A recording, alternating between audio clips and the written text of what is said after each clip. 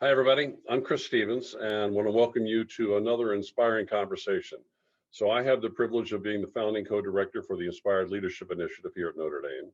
And as many of you know, it's a program that offers the opportunity for accomplished people who have finished their traditional careers to come to Notre Dame for a year to pursue an area of academic study of their choosing and engage with students and faculty as a mentor, with the overall goal of being inspired to be an even greater force for good.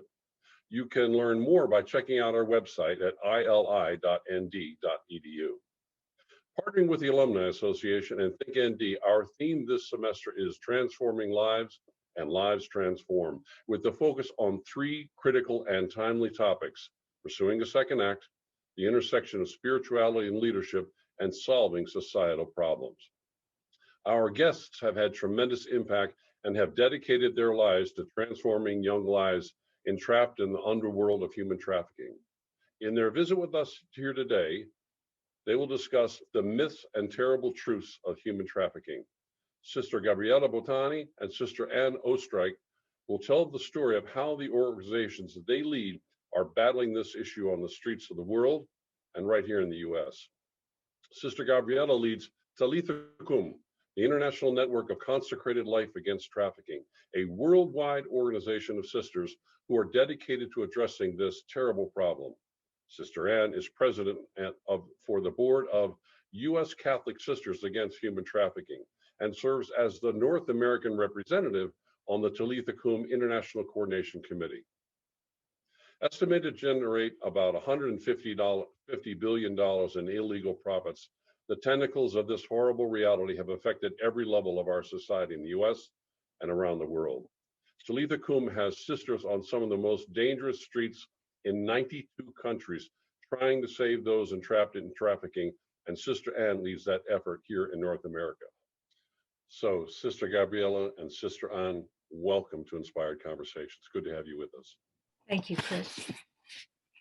So, we're thrilled that you'd be able to make time to be with our guests here to enlighten them about the hard work that you're doing to save lives in traffic. If you would, can you maybe share a little bit of each of you about your own personal journeys in terms of how you came to be a sister and how you came to choose this as really your vocation? Sister Gabriella? I joined the Comboni Missionary Sister when I was 30 years old. So before I was working as assistants in project management and project monitoring. And then I was many years really attracted by the presence of God that I was discovering, especially among the marginalized people in my hometown. I was born and I grew up in Milano, and that was really for me a new discovering of God and the person of Jesus Christ. And that relationship that opened my heart to brought me into a not easy time, because the image I had of religious sister was not really matching with my life. I was living alone, I had a flat, I had a good work, and I had whatever I wanted, but something was really calling me to something more. And I remember when I was able to say, yes, it is to become a sister, and the choice of the Comboni sisters, it is because it is an international missionary congregation created to started and founded for the evangelization of Africa, but human also to work for the integral human development and against slavery. And was attracting me this love of God for every person, and pushing in a deep relationship of spirituality and life, withstanding the love for the most poor and the abandoned people. So I became a sister, and I was sent to Germany after my first profession. So I was shocked by that. I was expecting, and later on to Brazil. And it was really a very, still now is a discovering of God in my life, a God present also in me as a woman, and strengthening me and helping me to be more what I am. So this is really a beautiful gift of God in my life. Sister Gabriella, thank you so much. Sister Ann, how about you? Well, you know, when I was a little girl, I was in Catholic school. And before we were to receive our first communion, the sisters said to us, "Now, when you grow up, how many of you are going to be sisters?" And all the girls raised their hand. And the boys, "How many of you are going to be priests?" And all the boys raised their hand. And I like to say I'm the only one who kept her word on that, on that promise. But I am a product of Catholic education, and I did have very positive experiences with sisters growing up. I was impressed by their relationality with the students, with their openness to our our lives as young people, their willingness to engage at a very deep level with us and to call forth the best in us. And I also uh, was out and had a professional job. I was teaching, Hmm. and I entered when I was 25 because there was always a voice in the back of my head who was saying, "You need to check this out. You need to check this out."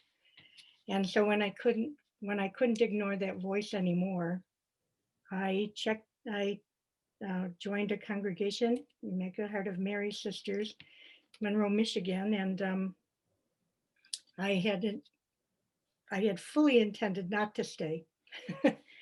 And now, 46 years later, here I am, uh, just so nourished by the joy of our life together, and the community that we have invites us to go out and build a larger community among the people of God.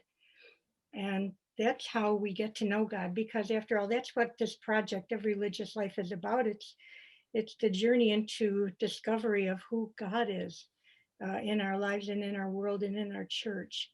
And God lives in the people of God. So the more people you can encounter and see the face of God in them, the more I discover who this multifaceted gem of a God is that is part of our lives and calls us into ministry with Him. So, and then in terms of trafficking, I actually worked for the Sisters of the Holy Cross across the street from Yeah. Notre Dame for 20 years as their justice coordinator. During that time in 2001, the International Union of Superiors General made their first comment, passed their first resolution on human trafficking.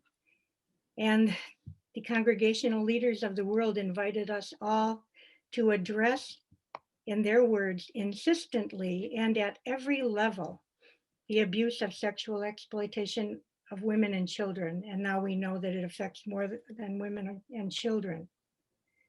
And in 2011, as part of my work for the congregation, we worked with the stock portfolio of the sisters. And we were looking at the stocks we owned to see what who was involved, unknowingly most of the time, about human trafficking, who was willing to train their employees. And in 2012, the Super Bowl was in Indianapolis. And so we were tasked with organizing the sisters to contact hotels and motels. So we don't do anything halfway. We plotted all the hotels within a 50-mile radius of Indianapolis. We trained sisters, we contacted all of them. We provided information packets to those who wanted about human trafficking and who to call if you suspect there's something happening in your hotel. And we had our own locomotives in velvet, or usually in winter jackets at that time, going to the hotels to hand deliver these packets and establish relationships with all of these different hotels. So that was the first really big effort of Catholic Sisters. And then we started our own network here in the US in 2013. And we joined Talitha in 2014. And that has been a journey of discovery and light for me, and I think for all of us who are part of that.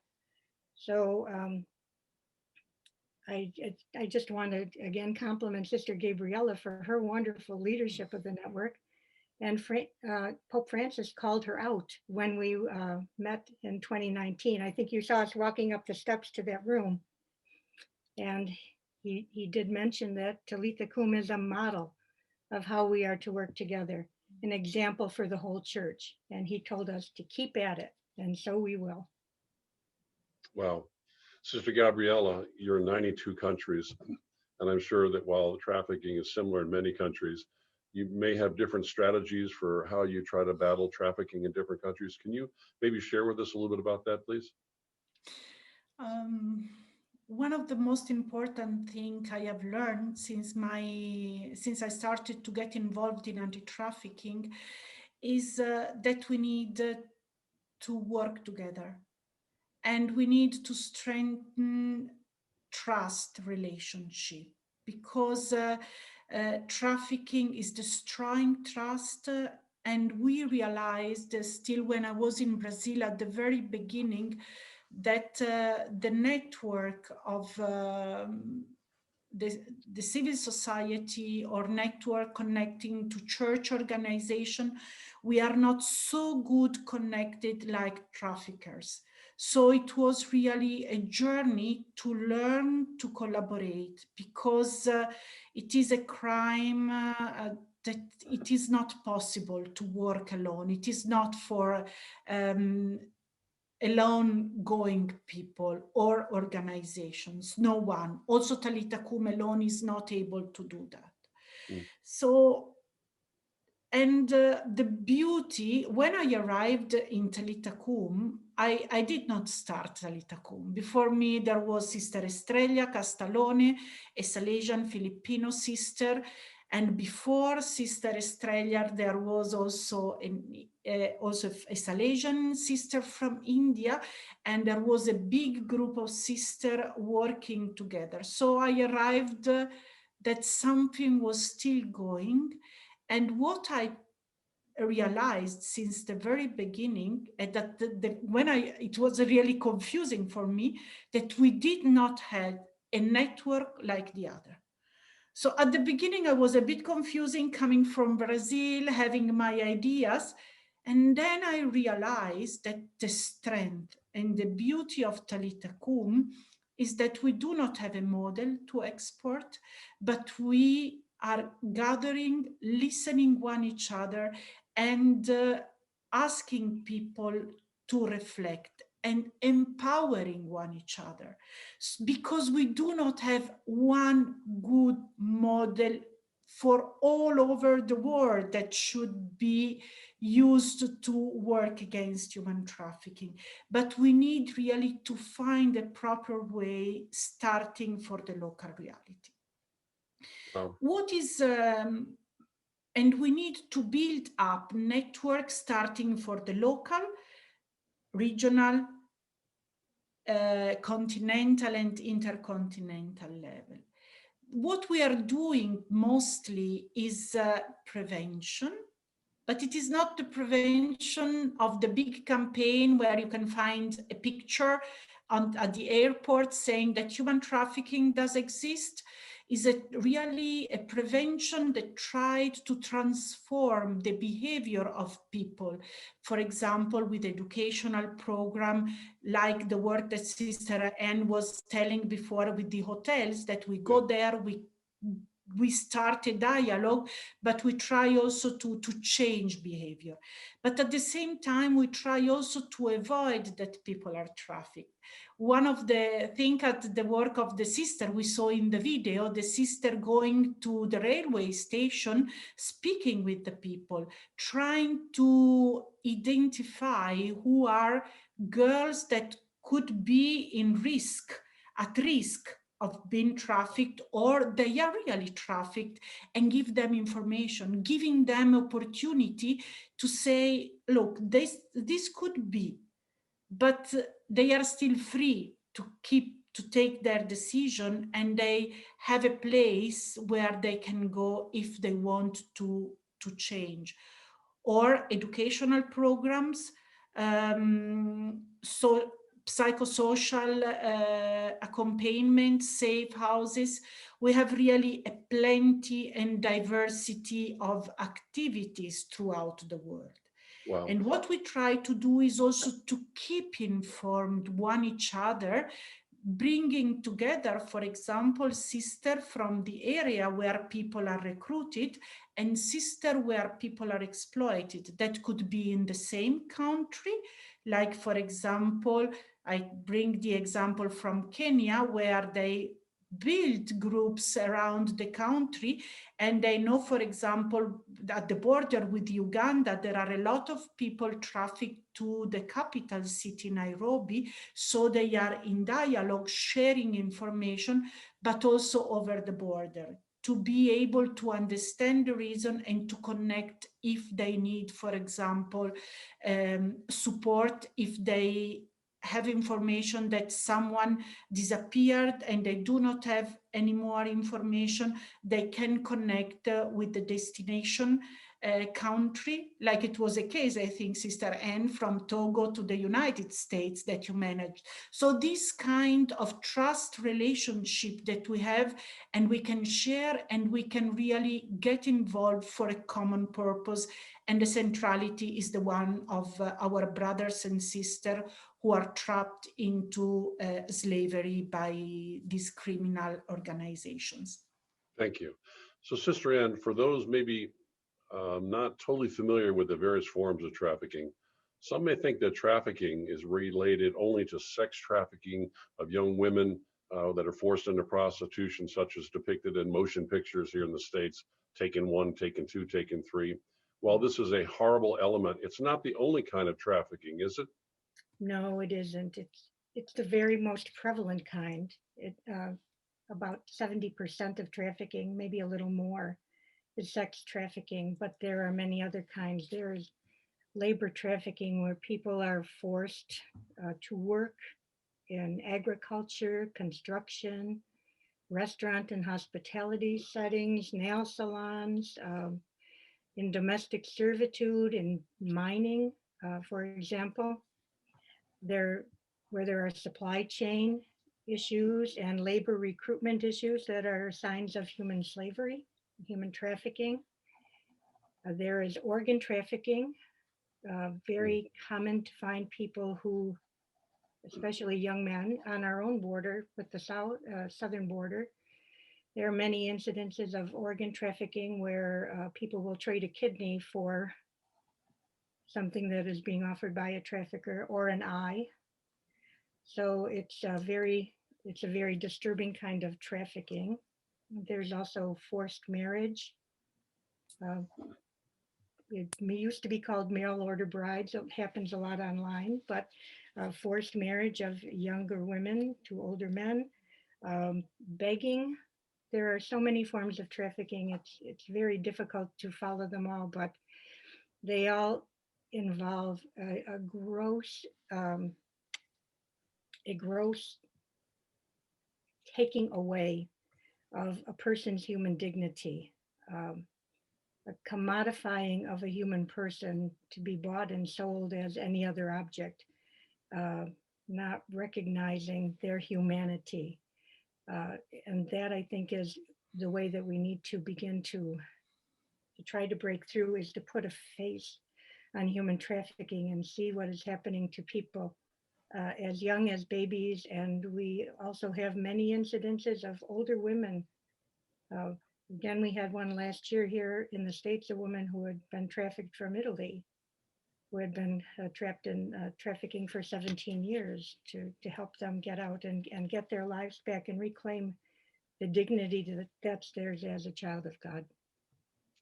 So, as we saw in the video, Pope Paul has made human trafficking a real priority for the Catholic Church. Sister Gabriella, can you share with us a little bit about how the Vatican is supporting your efforts? I was lucky because when I arrived in Rome in 2015, Pope Francis was here, and really he set human trafficking as one of the priority for at least until now. COVID is bringing many other issues in the agenda, but trafficking is still there. Human trafficking is also one of the, there was also before, there was a section dedicated for migrants and refugees, also before Pope Francis. But of course, we had in 2019 the first document of the Catholic social teaching fully dedicated to human trafficking, and they are the pastoral orientation on human trafficking. They brought into the reflection of all bishop conferences the issues. And again, Pope Francis is also very supportive of the work of religious sisters.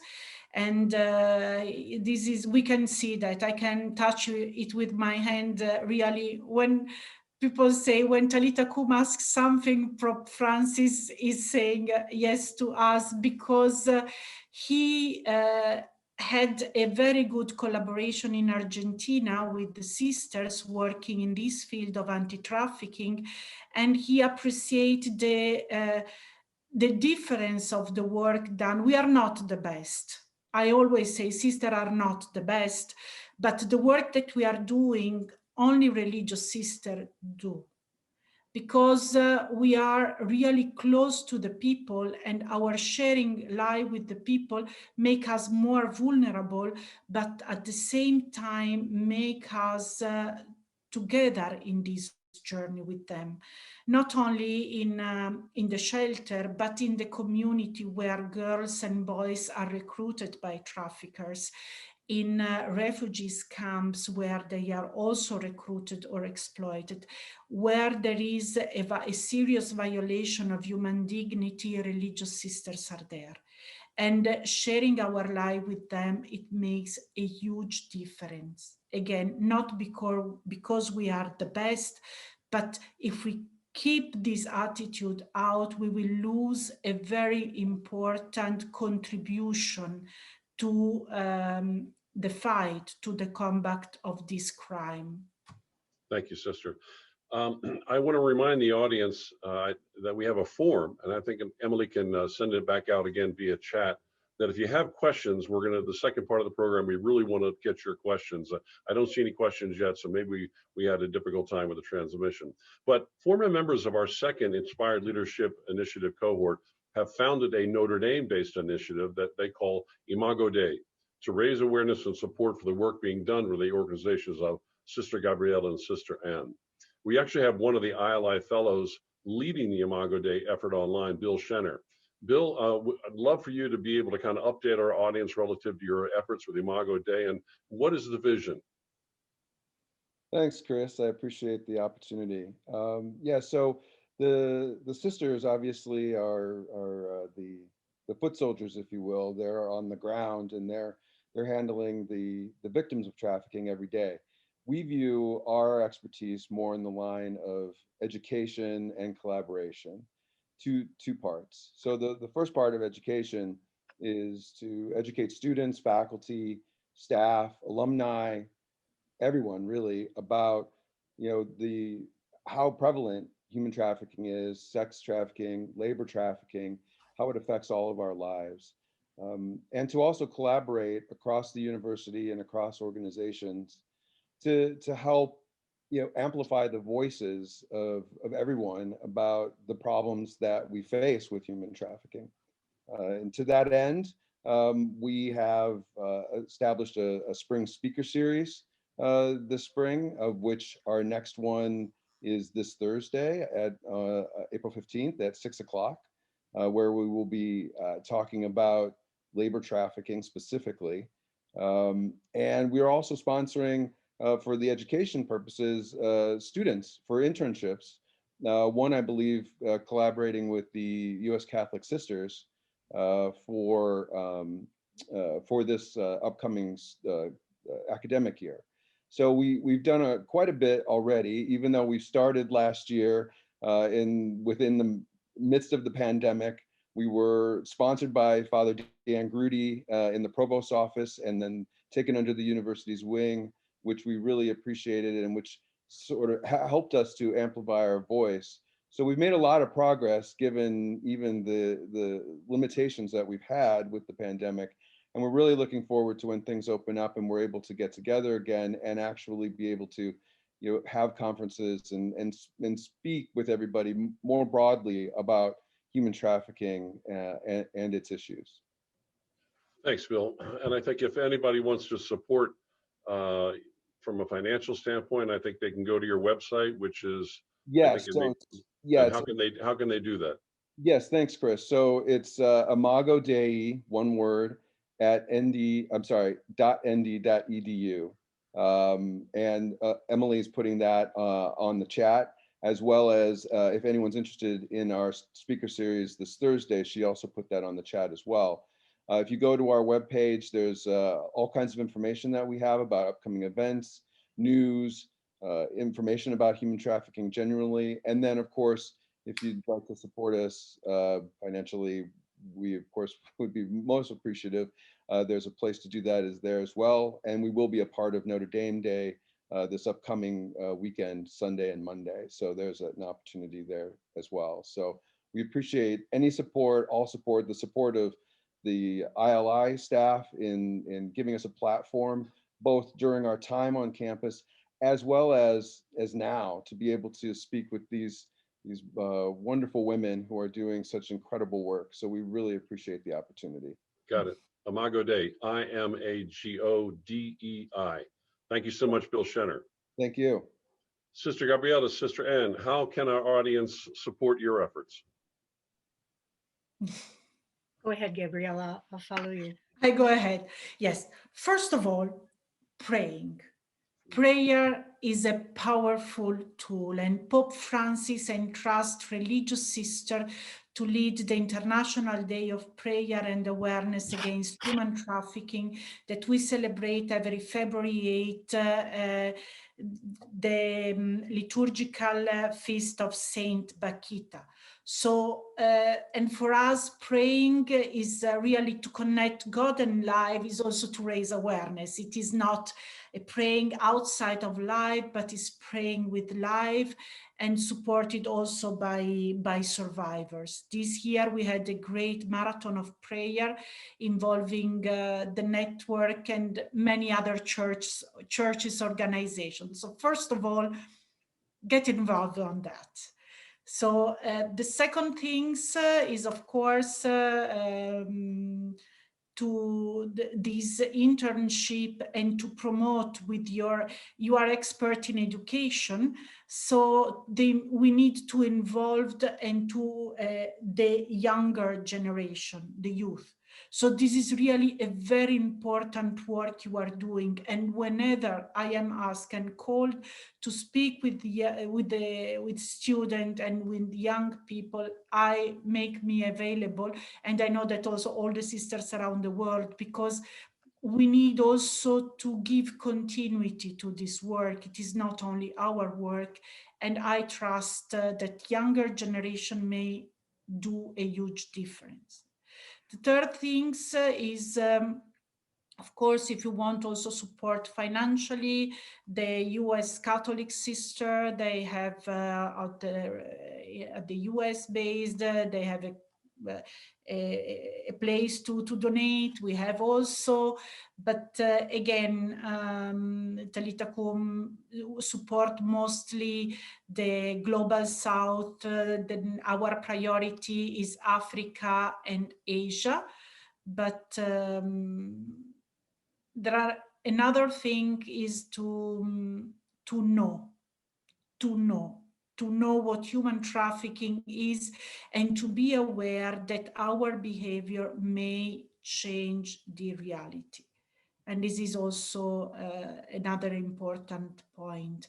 And what we may say to our fellows, to the people we know, to speak that it does exist really, that we need to discover and attitudes that are really Christian attitude, Catholic. So coming from the gospel is very important, like the respect of the labor, rights, that the fact that all people have dignity. That's not the matter if we are migrants or not migrants, if where we are born or whatever. We have a human dignity, and this human dignity has to be respected by everybody. Now I give the floor to you, Anne, so you have also to contribute. Well, I can check prayer, join with others, and act off my suggestions here. But really and truly, a prayer changes hearts. It may be the only thing that really does, except for direct contact with one another. So we do encourage people to pray, and we provide a lot of faith-based resources for people who want to enter through that portal of prayer. I think one of the things that we are especially good at is working in partnership with others. Talitha is a wonderful partnership between networks of not only sisters, but our networks are sister-led in Talitha. So actually our US network, we have 120 congregations of women religious, but many other coalitions and many individuals. 3 that I know of from Imago Dei. So they are members and participate in our working groups. We work on education. It's unfortunate that we still need to work on awareness. But like Sister Jean said in the film, you can't be tiptoeing around human trafficking. It is in every zip code in our country, no matter where you live. There are trafficking victims in your city and in your town and in your rural area. We also work on advocacy, promoting campaigns such as slave-free chocolate, working with labor groups to be sure that the products that we buy, clothing and everything, is slave-free. And we work on national legislation. We are expanding to state legislation that fits in with our priorities, our advocacy priorities, which you can find on our website. But we also have a very big advocacy push right now with the US Catholic bishops regarding the fate of seafarers, men who are taken out onto the sea to fish for Costco or some other group where the fish will be sold. Boats come out to the fishing boats to collect the fish, and the men never get off the boats. They're always in the middle of the sea, being trafficked for labor. So we have that, and then again, many U.S. bills, and we do have many people in the U.S. Congress who are human trafficking champions. So we can be grateful for that. So we can work with them, and then survivor services is one of our other important things. We have sister-led houses, many in the network of survivor houses that we help support, and our membership helps support. But we also offer scholarships for survivors who need that. It may be help getting their GED or help getting their master's degree once they're recovered, and survivors need jobs. So we're looking to set up a network of places that are willing to hire survivors when they've completed their recovery programs.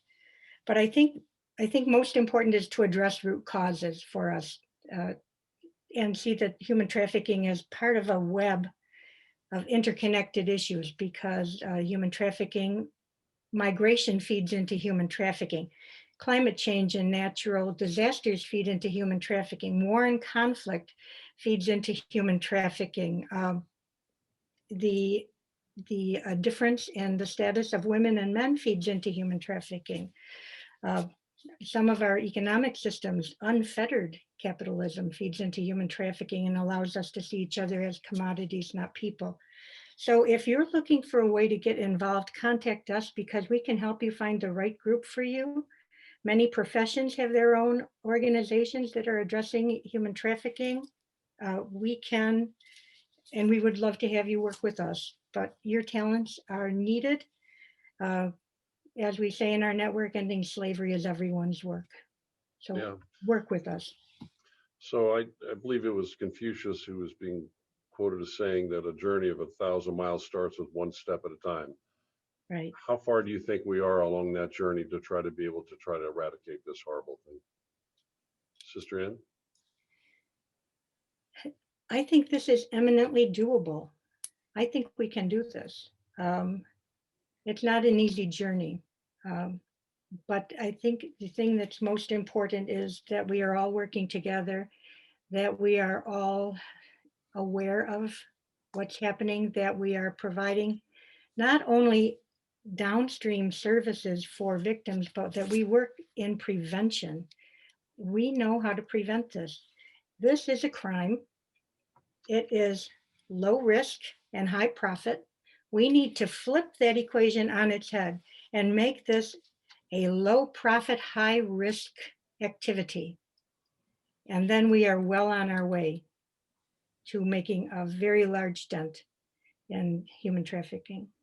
Well, we're going to have the Attorney General of Washington, D.C., Carl Racine, is going to be our guest next week at Wednesday, not Tuesday. And I intend to be able to ask him about what's going on in Washington, D.C. to try to be able to combat human trafficking. We'll see what kind of response he gives us. Ask everyone. So the pandemic, has the pandemic, it's made it, I'm sure, that much more difficult in many parts of the country for the sisters to be able to actively go out and try to be able to address this issue. How are the sisters dealing with the pandemic in different parts of the world, Sister Gabriella? Yeah, like many other people, we had a lot of congregation that were affected by COVID and also shelter for and protecting houses, safe houses for survivors were also affected by COVID.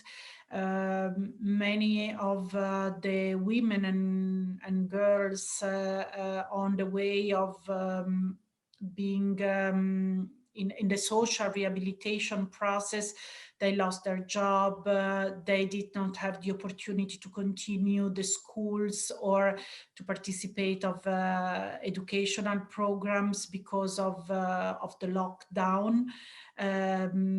We observed also an increase of poverty, and we know that poverty is one of the leading causes of making people vulnerable to accept any kind of proposal of work in order to find a better life. So we observed also an increase of exploitation and trafficking throughout the world. The possibility to reach out to the group in situation of vulnerability was also more difficult. But we continue and we still continue to work.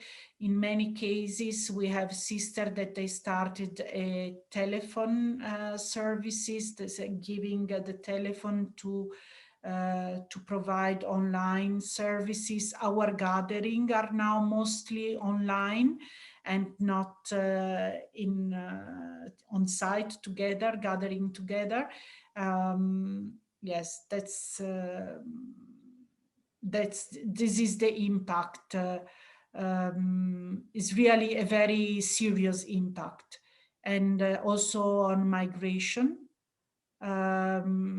COVID became the agenda in this period, and we do not speak more of other issues. But other problems continue, like human trafficking, and it is a big concern about there was a movement when we started to speak about human trafficking. The UN protocol was written in 2000, and since then there is a movement, but in the last period, there is a trend to delete a bit the link between human trafficking and migration. So we are speaking more about slavery, and slavery is part of, but the big concern is that because of political issue, we are no longer able to see the complexity and the higher vulnerability of migrant people and human trafficking. It is not only for international migrants, but it brings into the problem and a special vulnerability that we do not have to delete on the agenda of human trafficking. And this is really a big problem also during COVID. Well, I think one way that we can all be able to indirectly offer support is to not support those companies or brands who we find out are engaged in child labor or human trafficking. Is there a list someplace, and how often is that possibly updated that someone could go to? Is there a website? Do you have anything in your website relative to that information, or is that just too risky? No, it's not too risky. Actually, on our website, there is a place under education, and what we do that says trafficking reports. And every year, the U.S. Department of Labor puts out a publication on companies that have been implicated or have supply chain issues with human trafficking. So you can go right to labor.gov and search for human trafficking, and that should pop up. If not, it's on our website, and I can share it with Emily after we're done. Oh, that'd be great. So we were talking before the show started. It's great at Notre Dame. We're in the process of getting all faculty, staff, and students vaccinated. Looks like we're going to hit the 200 million people of having at least one vaccine by May the 1st.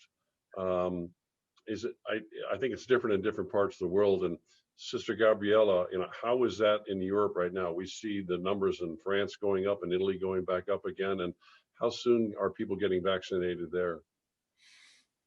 We do not know yet. It depends from the vaccines, because Europe is trying to organize. We are working together, so there is a unifying group providing vaccines for the whole continent, so the European Union. And in Italy we have about 12-13%, no, 20 and something percent of people less, sorry, but is in the average of France, a bit more Germany, but more or less we are trying to set priorities, and mostly are elderly people that they are the most affected. But we are still among the lucky people.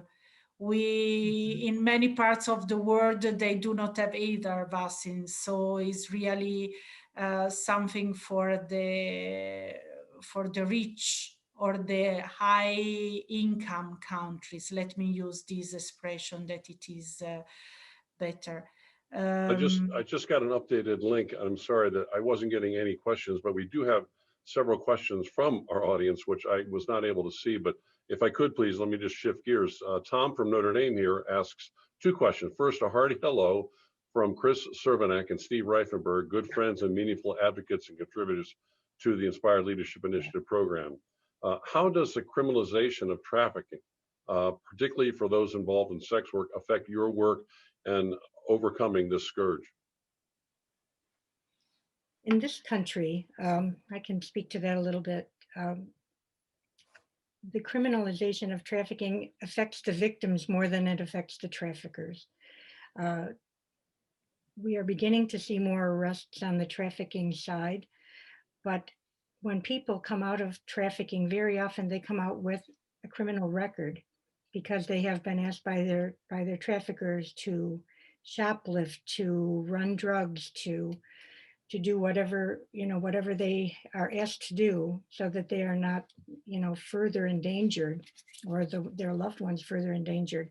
So we are looking at a model that would decriminalize or expunge the records of survivors who were forced into illegal activities, and to really concentrate on criminalizing the act of trafficking itself, and to get through the layers of not just the Johns who come for sex, or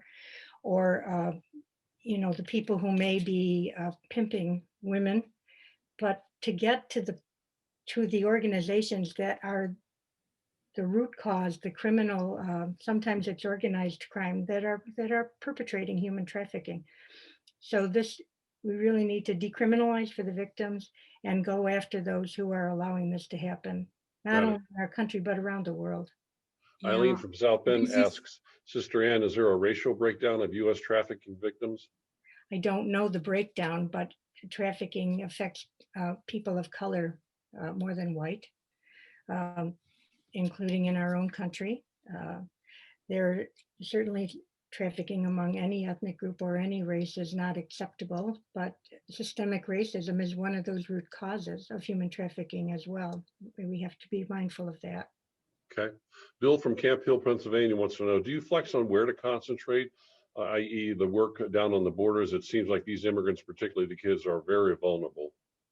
Sister Ann? There's a lot of work being done by sisters at the border. In 2018, we were asked to surge to the border, basically. Anyone who was able to, and especially those who were bilingual, English and Spanish, to volunteer for 2 weeks or a month at the border. That has happened again in the last 2 months. Through our religious conference, we have all been invited to find ways that we can either serve directly at the border, make contributions to assist those who are at the border. And a number of people have gone down, and the call continues. So yes, we are very closely connected, because those people are incredibly vulnerable, and we have to see that those who are admitted into the US and have family here get safe passage to their family, and that is part of the work that we do, is arrange for that safe passage. So a couple of questions kind of combined. Who helps with advocacy that leads to policy and legislation? And are there any legislative efforts that we can support either federally or at the state level? I guess again, Sister Ann? Yes. Oh, yes, this is US. There are a lot. There are usually a flurry of bills that are introduced at the beginning of a new Congress, where we are now, and we are sifting through those right now. But again, on our website, we have a link to current campaigns, and you can join the work in the Seafarers campaign. We have a campaign for protecting children online, which we do have a law that requires that we protect children online. It is not being enforced. So we are trying to work at the national level to see that funds are provided so that that law can be enforced.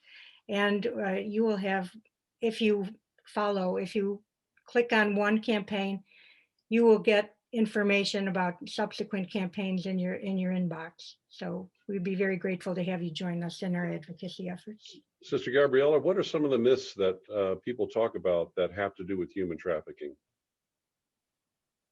I think I did not catch the whole question. Can you please repeat it? Sure. We talked earlier about the fact that some people just think human trafficking is sex trafficking of girls for prostitution, but what are some of the other misunderstandings that people talk about that have to do with human trafficking? Yeah, first of all, that human trafficking, it is not equal to, human trafficking is connected to exploitation, but not all forms of exploitation are also human trafficking. That prostitution is not equal to human trafficking, that also that human trafficking is something happening somewhere and it happens everywhere, that it is an issue only of the poor countries, it is everywhere. What also